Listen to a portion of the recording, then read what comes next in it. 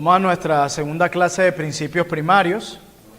Esta clase se titula Camino a la preparación, o también el método a la preparación. Ustedes saben mucho del material que usamos en esta materia, pertenece al Ministerio Simeon Trust, ministerio enfocado en la predicación expositiva.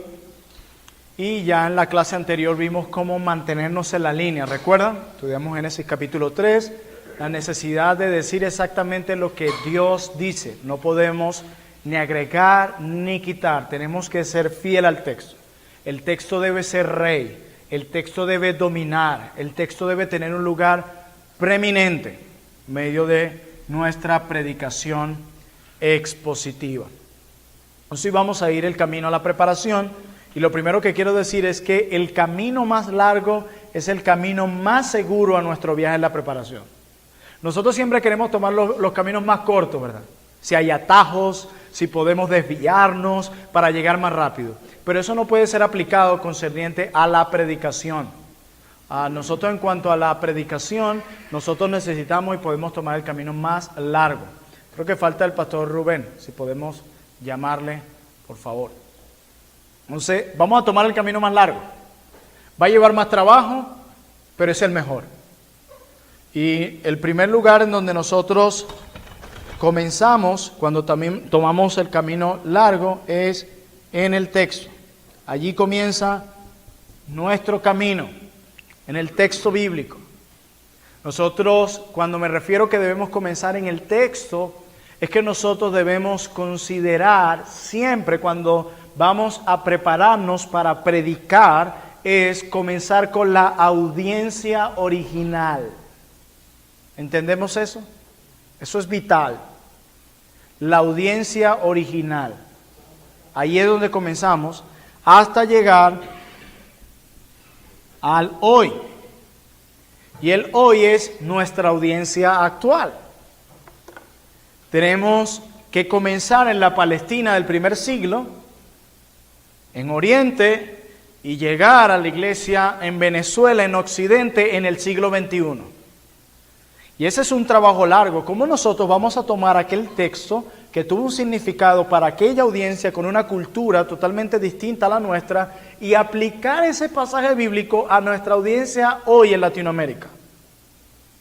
Y como les dije, el camino largo es nuestro viaje a la predicación. Aquí no pueden tomar atajos, predicadores. Aquí no pueden tratar de desviarse del camino. Tomen el camino más largo. Y nosotros una de las cosas que veremos en esta clase hoy es que veremos los grandes peligros que nos puede traer el tomar atajos cuando estamos preparando o estudiando un pasaje bíblico. Es un gran peligro. Trae grandes consecuencias para cada uno de nosotros. Por eso es muy importante que consideremos cada uno de los pasos que veremos en esta mañana. Así que, ¿cuál es nuestro primer paso cuando nosotros nos vamos a preparar para predicar un texto? ¿Cómo? Así es. O sea que en pocas palabras lo primero que debemos hacer es ir a ellos, a la audiencia original. ¿Qué significó para ellos ese texto? Por ejemplo, nosotros leímos en nuestra clase anterior, en Ministerio Pastoral, nosotros leímos toda la carta, la primera carta de Pablo a Timoteo.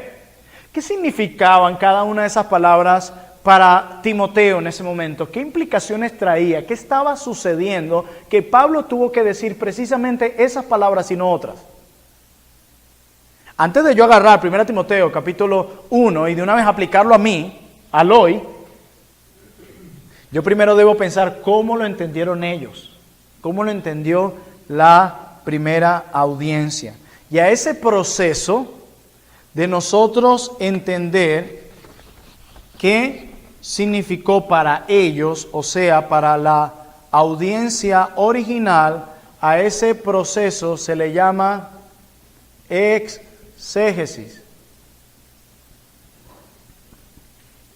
Exégesis.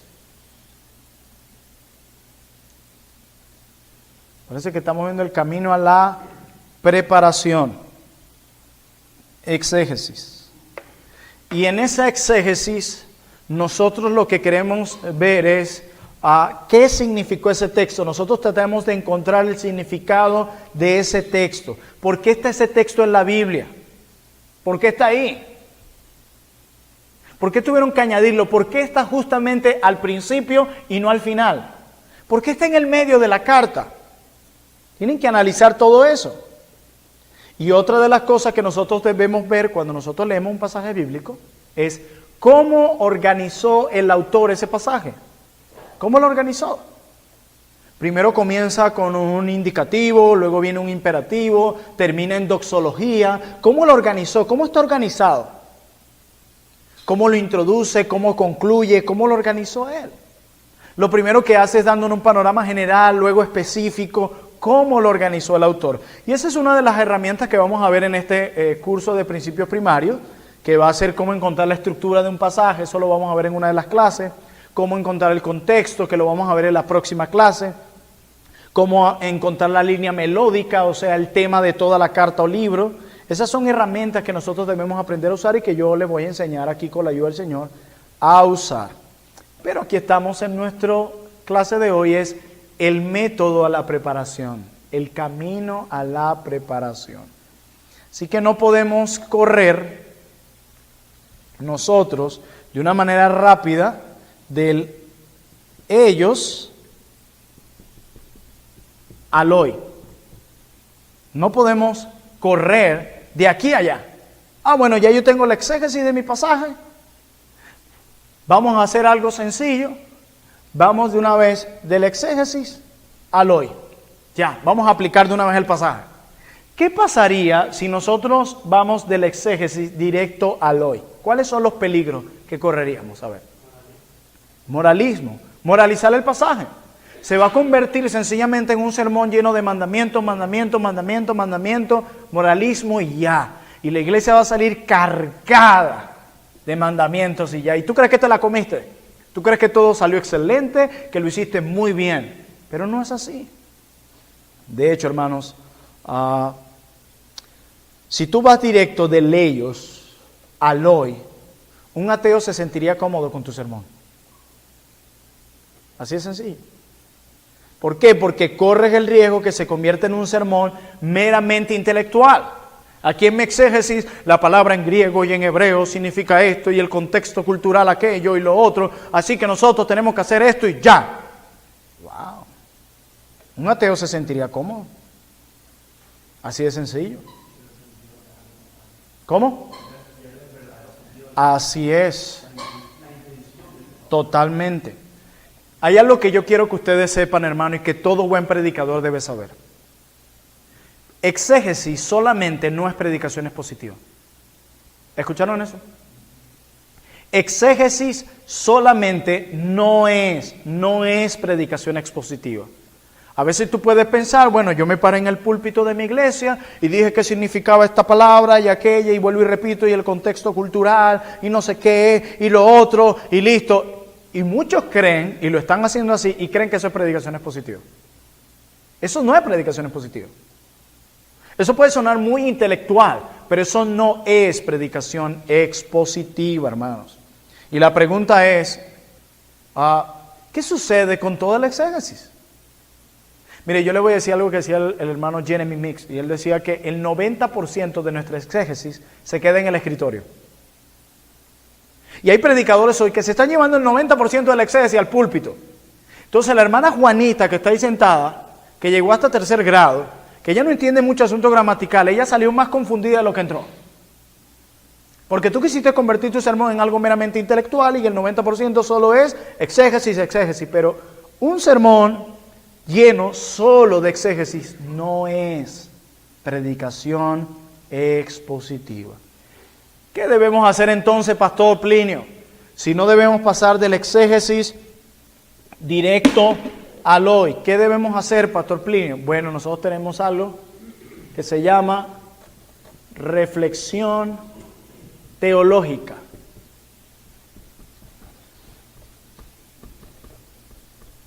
Reflexión teológica. Mire, este es el camino a la preparación y vamos a ir desglosando. Y ahí yo tengo el hoy, el ellos, qué significó ese pasaje para ellos, todas las herramientas que nosotros sabemos cómo llegar a esto. Y yo no puedo pasar directo al hoy, porque uno de los errores que cometemos es el moralismo, moralizar, intelectualismo. Entonces pasamos al siguiente punto, como lo ven en el gráfico que está en la pizarra. Ven, pasamos a la reflexión teológica. ¿Qué es la reflexión teológica? Básicamente, cuando conectamos el Evangelio con nuestro texto. Es cuando conectamos el Evangelio de nuestro Señor Jesucristo con la interpretación del texto. Miren, muchas veces predicamos, como decía alguien, como judíos y como musulmanes. Solo moralismo, reglas y tal. Mire, si tú estás predicando el domingo, el día del Señor,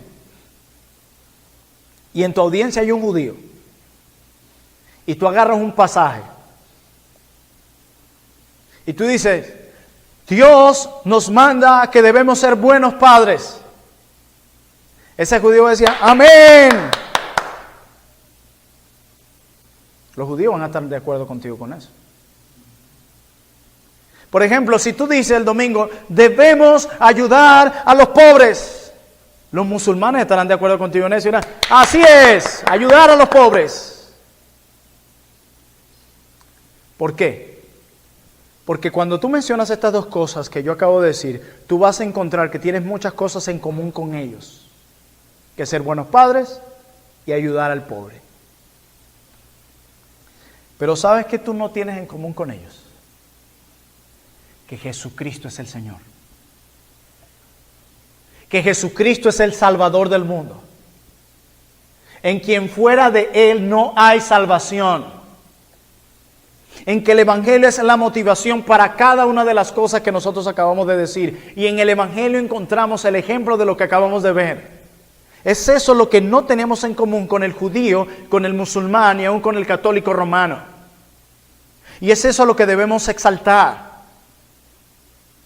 Spurgeon enfatizaba mucho acerca de que todos los sermones debían contener a Cristo y apuntar a Cristo. Y como bien citábamos en estos días en el púlpito de nuestra iglesia, saca a Cristo de tu sermón y no quedará nada, absolutamente nada.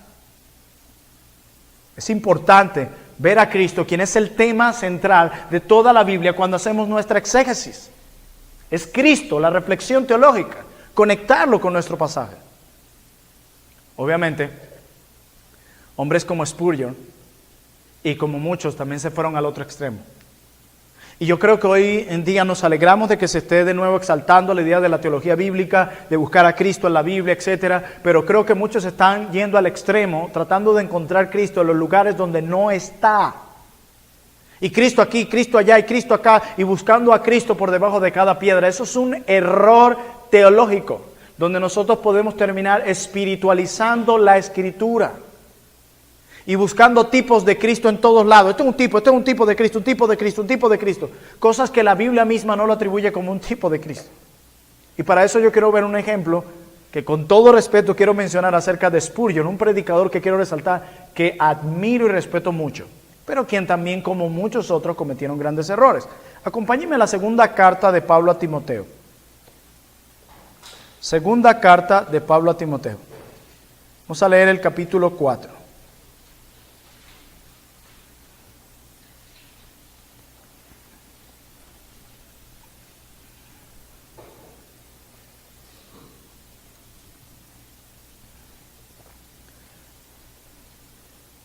Segunda carta de Pablo a Timoteo, capítulo 4, versículo 13.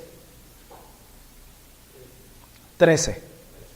Segunda Timoteo, capítulo 4, verso 13. Pablo le dice a Timoteo, trae cuando vengas el capote que te dejé en Troa, en casa de Carpo, y los libros, mayormente los pergaminos.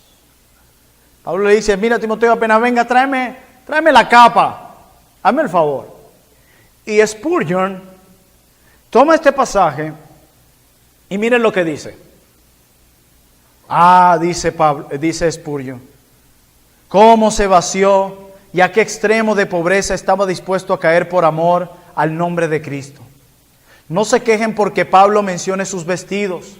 Uno mayor que él lo hizo, y lo hizo en una hora más solemne que la hora en la que Pablo escribió la epístola. Recuerden quién fue el que dijo: partieron entre sí mis vestidos y sobre mi ropa echaron suertes.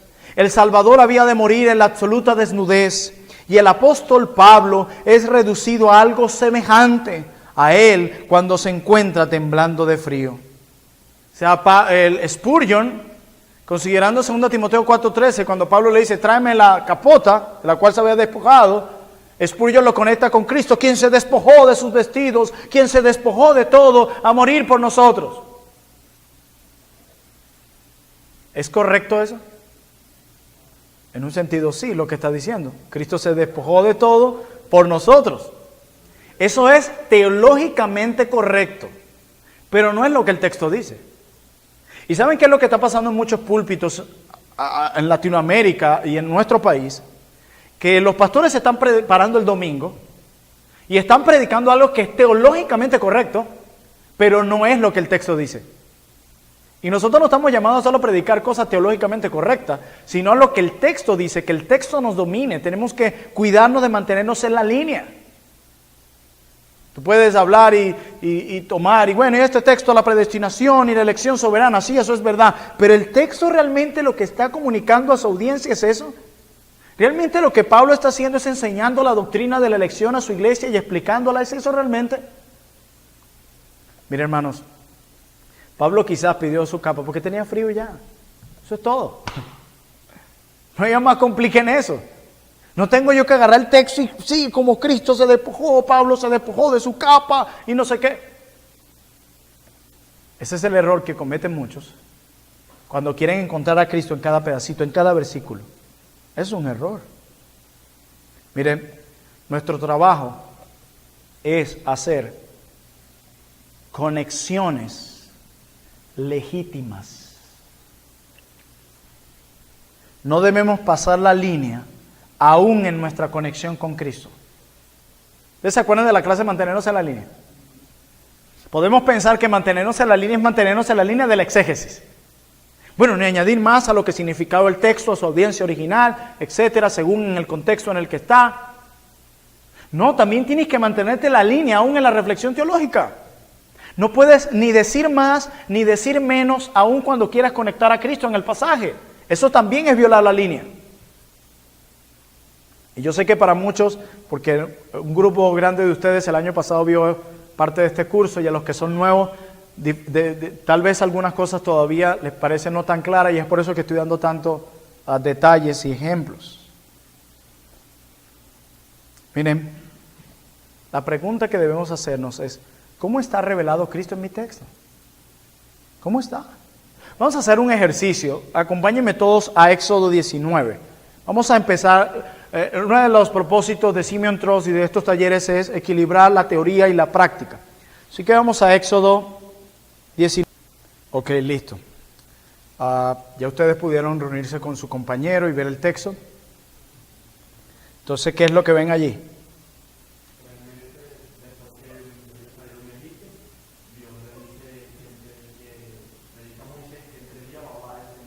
Ok.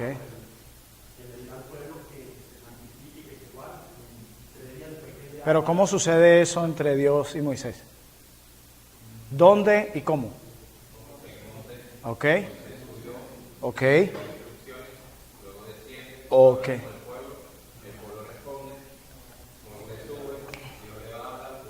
Ajá. Tenemos a Moisés subiendo y bajando del monte. Tú llegas al verso 20, Dios se reúne en la cumbre con él, etc. Imagínate que tú tienes en tu Excel y hay Éxodo 20, Éxodo 19, y te toca conectarlo con Cristo. Reflexión teológica. Acompáñenme a Efesios capítulo 2. O estás estudiando Éxodo acá, Efesios, y recuerdas Éxodo. Pero vamos a suponer, vamos a amplificarlo en el sentido de que tú estás predicando Éxodo 19, necesitas conectar a Cristo allí. ¿Cómo lo hago en mi reflexión teológica?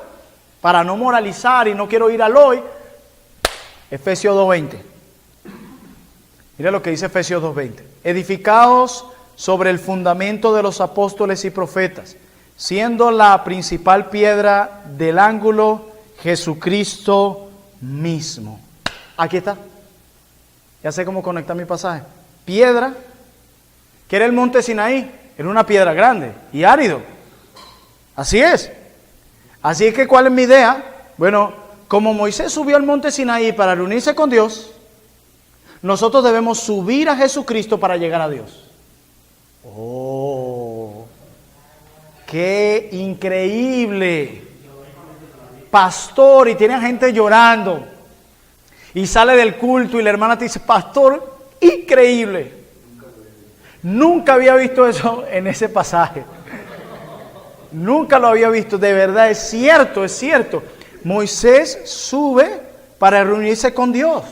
Así que si yo quiero reunirme con Dios, debo hacerlo a través de Cristo, quien es la roca, así como el monte era la roca. Vamos a otro ejercicio. Van a leer Éxodo 19 y los versículos 10 al 15. Éxodo 19, verso 10 al 15. Ok, listo, ya vieron con su compañero, leyeron Éxodo 19, 10 al 15.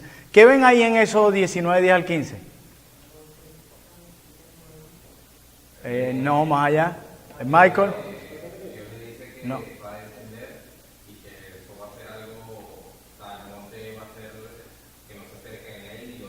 ¿Por qué? ¿Qué pasaría si se acerque y lo toque? Ok. Así que, ¿cuál es el problema con predicar que Cristo es la roca para llegar a Dios aquí? Solo algunos podían subir al monte. Y algunos podían decir, bueno, ahí dice que solo algunos podían subir. Ya sé, son los elegidos. No todos pueden, porque los demás serán destruidos. ¿Saben cuál es el peligro de predicar que Cristo es la roca en Éxodo 19 para llegar a Dios? Que todo aquel que tocara el monte iba a morir. Así que, ¿qué implica eso? Según Éxodo 19, voy a morir si subo por Cristo.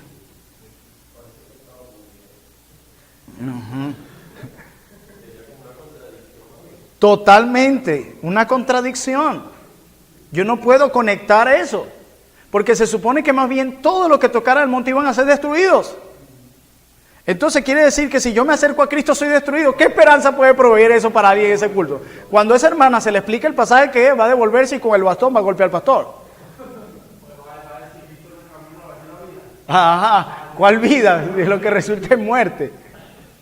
Hermano, ¿ven el peligro debemos mantenernos en la línea del exégesis, debemos mantenernos en la línea también en la reflexión teológica? Tengamos cuidado cómo conectamos a Cristo. Decía el hermano Jeremy Mix, él decía que es mejor preguntar, en lugar de decir ¿dónde está Cristo en el texto? Él recomienda preguntar más bien ¿cómo influye el Evangelio en mi entendimiento del texto? ¿Cómo influye el Evangelio en mi entendimiento del texto?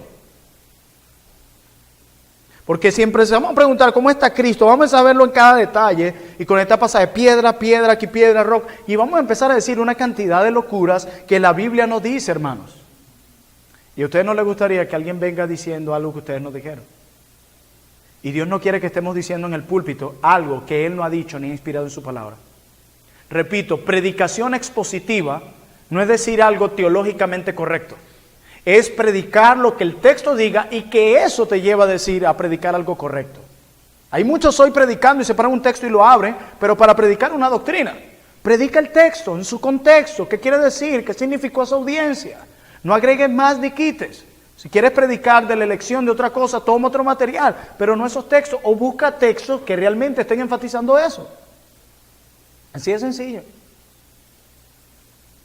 Más bien la pregunta es, repito, ¿cómo influye el Evangelio en mi entendimiento del texto? ¿Se dan cuenta? El camino más largo es el camino más seguro. Más seguro. Así que ahora llegamos a esta parte, al hoy. ¿Cómo se le llama esta parte del hoy? Contextualización. Contextualización. Miren dónde empezamos. Aquí. Seguimos por acá el camino a la reflexión teológica, conectar a Cristo. Y ahora nosotros pasamos al hoy. luego de todo esto, ahora sí pasamos a traer nuestro pasaje a nuestra audiencia actual. Todo este proceso debe ser llevado a cabo porque estos elementos son los que constituyen una predicación expositiva. Alguien decía, si no es predicación expositiva, no es predicación bíblica. Por eso debemos procurar ello. Y hay varios pasos que debemos dar en el hoy, en la contextualización, que es cuando nosotros aplicamos nuestro texto a la audiencia de hoy. Vamos a borrar aquí en la pizarra.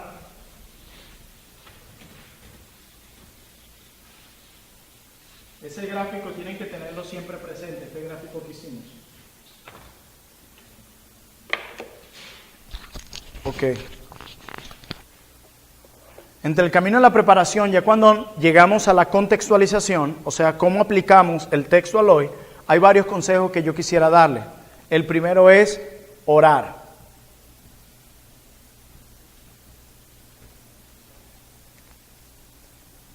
En un momento en Hechos, capítulo 6, hay un gran conflicto en medio de la iglesia primitiva.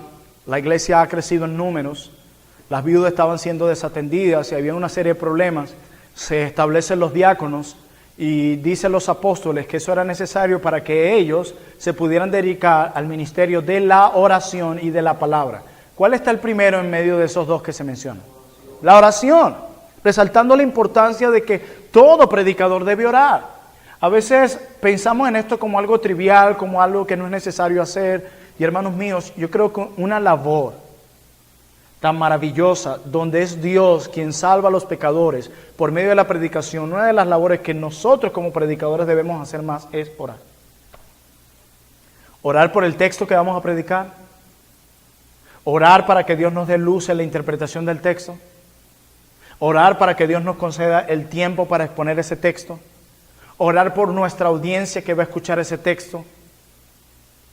Orar, orar, orar.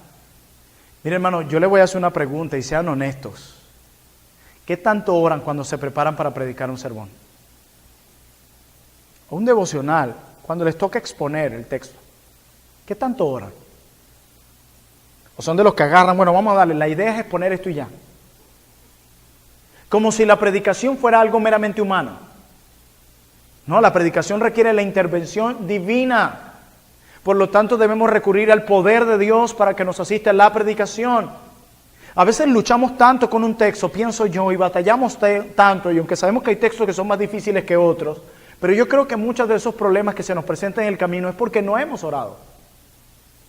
Pero el domingo queremos ver eficacia y a toda la iglesia respondiendo positivamente a nuestro sermón. ¿Cómo? Si ni siquiera oraste por tu audiencia. Entonces requiere que ores. Que ores. Y no me refiero a la oración que hacen en el púlpito cuando nos paramos. Antes de eso, orar. El segundo paso es formar un argumento. Formar un argumento.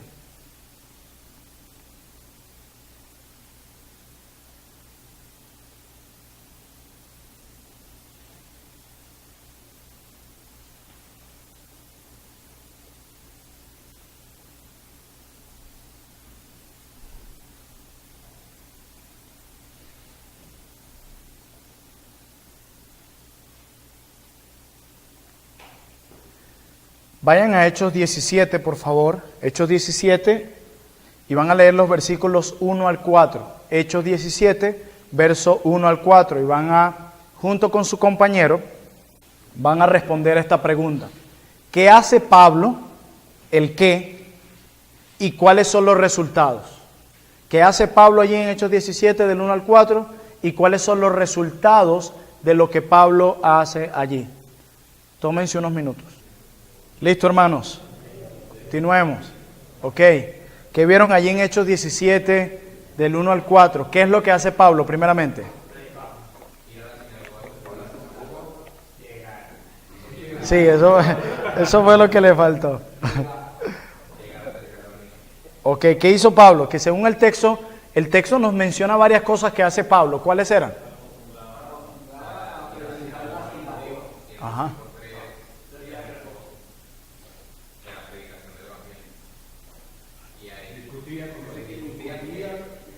Todo predicador tiene que ser un buen observador. Discutía, declaraba y exponía. Así es. Entonces él discutía basándose en las Escrituras. La fuente de su discusión y debate era la palabra de Dios.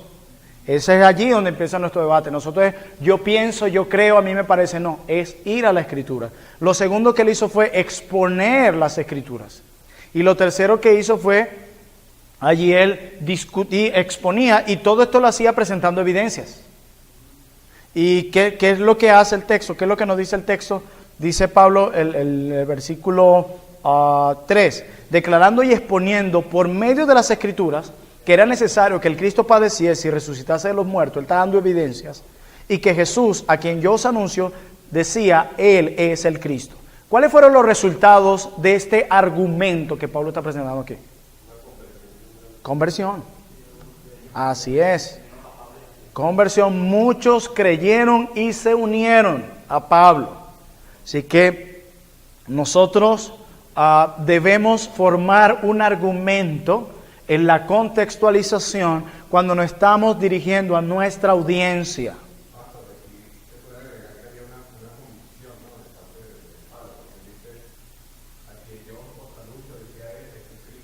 Así es, sin duda alguna. Pero esa misma convicción lo movió a todo eso, a discutir, a formar, a declarar y a exponer con argumentos las verdades de Dios, del Evangelio. Sin duda alguna. Pero el resultado, ¿cuál fue de todo ese argumento? Que es a donde voy. Ese es el punto esencial ahí. ¿Cuál fue el resultado? Conversión. Muchos creyeron y se unieron. Mire, nosotros cada semana que predicamos la palabra debemos fomentar un argumento. Por ejemplo, ¿quiénes predican mañana domingo?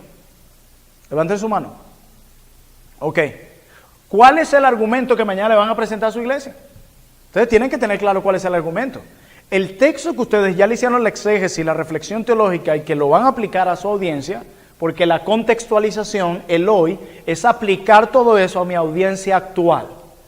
¿Con qué argumentos se van a parar el domingo? Tú no puedes pararte ahí con 10 argumentos. Que normalmente es una de las cosas que vemos en las predicaciones de hoy. Que empiezan hablando un texto de esto y empiezan a hablar de las ofrendas, del diezmo, de los hermanos que se van de la iglesia, del envidioso, del egoísmo. Y 10 argumentos tenemos que la gente sale. ¿Y de qué hablo el pastor? Hablo de esto, hablo de esto, hablo de esto, hablo de esto, hablo de esto, hablo de esto. Eso no es predicación expositiva. No es. ¿Y mi argumento de dónde fluye? De la interpretación de mi texto. Mire, cuando nosotros le decimos a la gente algo el domingo, la gente tiene todo el derecho de decir, ¿por qué? Por ejemplo, si tú le dices, ustedes tienen que creer en Jesucristo, ¿por qué? Ustedes tienen que amar a su hermano, ¿por qué? Ustedes deben tener una mayor vida de oración, de cuidar de sus esposas, ¿por qué? Bueno, forma un argumento y responde el por qué. Nosotros no solamente nos paramos y le decimos a la gente algo, a nuestra audiencia, le decimos el por qué. Forma tu argumento. Pablo le está diciendo, exponía y esto porque era necesario que esto sucediera y que creyeran en esto. Hay un por qué. 3.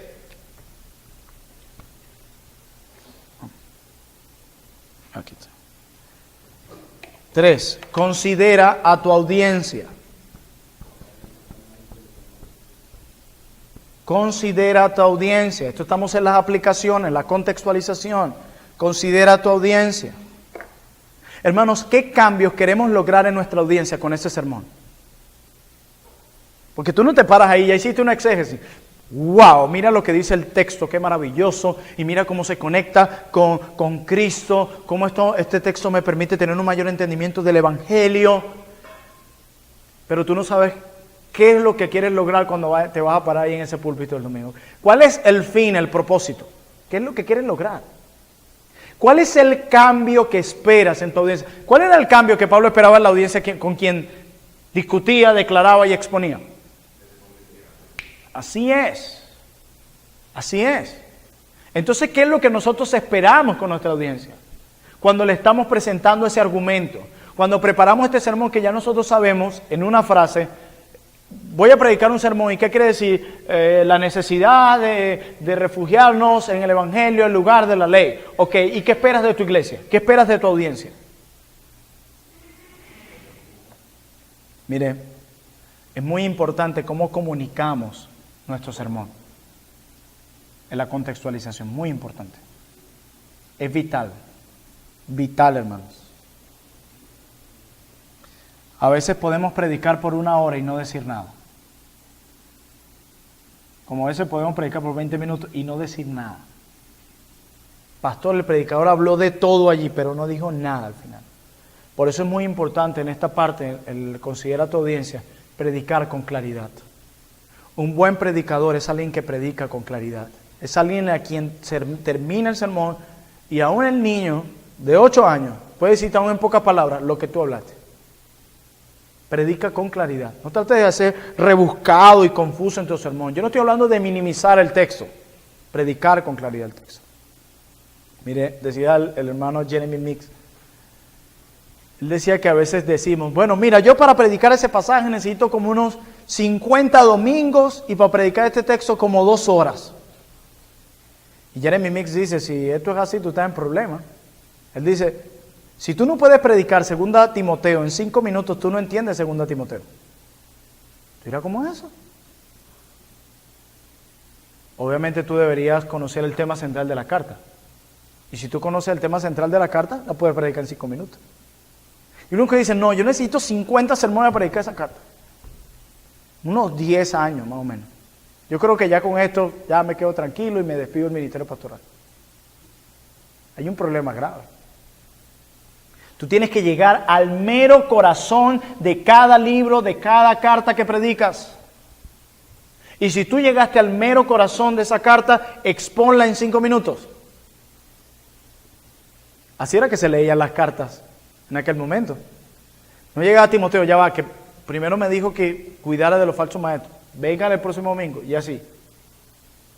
Imagínense cuándo iba a llegar la segunda carta. No, no era así. Decía el pastor Jeremy, Génesis debe ser capaz de ser predicado por ustedes en 5 minutos. Libro del Génesis. Si tú llegaste al corazón del libro del Génesis, tú puedes predicarlo en 5 minutos. Así que si puedes predicar un libro en 5 minutos, puedes predicar un texto suficiente en ese tiempo. Yo no estoy aquí diciendo que prediquemos en 5 minutos a partir de mañana. No, el pastor Rubén y el pastor Álvaro tendrían que agarrar esos sermones y decir, Dios mío, ¿cómo resumo todo eso? Pero la idea que los quiero llevar es que a veces podemos hablar por mucho tiempo y no decir nada. Conoce a tu audiencia. No es necesario que necesites 1 hora, 2 horas para exponer algo. Conoce a tu audiencia. Necesitas la atención de tu audiencia. En cuarto lugar, organiza todo tu material. Después de todo este trabajo vas a tener material de sobra allí. Mucho material. Organízalo. Recuerde, el 90% del exégesis se queda en el escritorio. Tú no vas a llevarle eso a tu audiencia como si fuera una clase de seminario. No, ya tú tienes tu sermón, ya tú entiendes lo que el texto dice. Ya tú ves cómo el texto te permite tener más claridad acerca de lo que conoces del Evangelio. Ya tienes tus aplicaciones. Ahora lleva todo eso a tu audiencia. Pero no lleves todas esas hojas, el comentario junto contigo, todo lo que usaste, para que la audiencia lo tenga. No, organiza bien tu material. Y a veces vas a tener que dejar algo que no quieres dejar. Solo trae al púlpito lo que consideres importante. Quinto lugar, predica el mensaje. Predica el mensaje.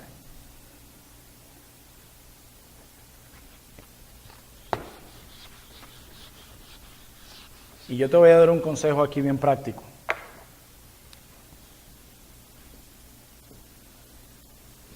Si no lo entiendes, esto es una escalera. ¿Sabes qué te aconsejo yo? Cuando estés predicando un texto que ya lo estás exponiendo, no uses la idea de subir en la escalera, donde te alejes más del texto.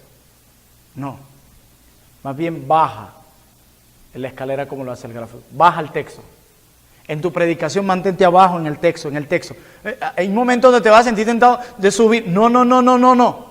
Al texto, en el texto, en su contexto. Estás predicando, por ejemplo, Levítico, y tú te paras allí a formar tu argumento y le dices a los hermanos, ya no debemos guardar las ceremonias. La gente feliz. ¡Qué bien! Pero ¿cuál es la razón? Porque Cristo es nuestro sacrificio levítico. Forma un argumento, responde a las preguntas. Y allí en medio del sermón tienes tus aplicaciones. Que de eso vamos a hablar en un momento, en otra clase más detallado, pero ya se los he dicho, las aplicaciones pueden ser, en medio de lo que estás predicando, puedes ir exponiendo, aplicando, o exponer y dejar las aplicaciones al final. Pero imaginemos que tú seas ese tipo de predicador que deja las aplicaciones al final. Y el miembro de la iglesia te está escuchando. Bueno, ahora tengo 3 aplicaciones. Y el miembro de la iglesia te dice, bueno, ahora sí las aplicaciones me voy a dormir, porque el pastor siempre dice lo mismo. Puede estar predicando el Levítico, de Deuteronomio, pero siempre dice lo mismo. Aplicación 1, deben orar más. Muchos de ustedes no están orando. Estoy seguro que algunos llegaron hoy aquí y no oraron. Aplicación 2, lee tu Biblia. ¿Cuántos de ustedes no están aquí y no leen sus Biblias? Por eso es que no pueden enfrentar bien las tentaciones. Está hablando otra cosa. Congréguense, hay unos aquí que no se congregan.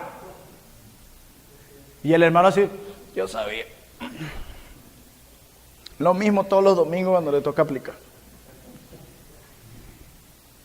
Tenemos que mantenernos en la línea del exégesis, en la reflexión teológica y en la contextualización. En todos estos elementos debes mantenerte en la línea. Y lo que te va a dar las aplicaciones deben surgir de tu exégesis. No puede ser que tu texto está hablando de la necesidad o el verdadero significado de la ley y tú estés hablando de congregarse y de orar y de leer la Biblia. No, tus aplicaciones deben fluir de tu exégesis, deben tomarse de la mano. No puedes desviarte, no puedes decirme que el texto significa esto y en las aplicaciones me habla de congregarme, de orar la Biblia, de leer, de ofrendar. Eso es una completa locura, eso es saltarse la línea, eso no es predicación fiel de la Escritura, a la cual no podemos ni agregarle ni quitarle. Así que cuando llegue a las aplicaciones, cuídate, porque cuando uno llega al hoy, a nuestra audiencia actual, la tentación es subir la escalera, alejarnos del texto. Baja, mantente abajo en el texto, allí. Que tus aplicaciones surjan del exégesis. Porque te va a haber tentado de repente que el exégesis es el bien uso de la ley, supongamos, pero ese día faltaron como 10 miembros. Ay, aplicaciones. No, hermanos, cuidado con eso. Cuidado con tratar de ser relevante en ese sentido. Deja que tus aplicaciones fluyan de tu exégesis. Mantente en la línea del exégesis, mantente en la línea de la reflexión teológica y mantente en la línea en la contextualización. Este es el camino a la preparación. Luego de todo esto, vamos bien para predicar. ¿Ven que el camino más largo es el camino más seguro? Así que el Señor nos ayude a predicar fielmente su palabra, a no saltarnos el método, a no tomar atajos, sino a pasar este proceso y ser fiel al exponer el texto. Tenemos que exponer el texto en su contexto, ni más ni menos, asociarlo con el Evangelio y aplicarlo a nuestra audiencia.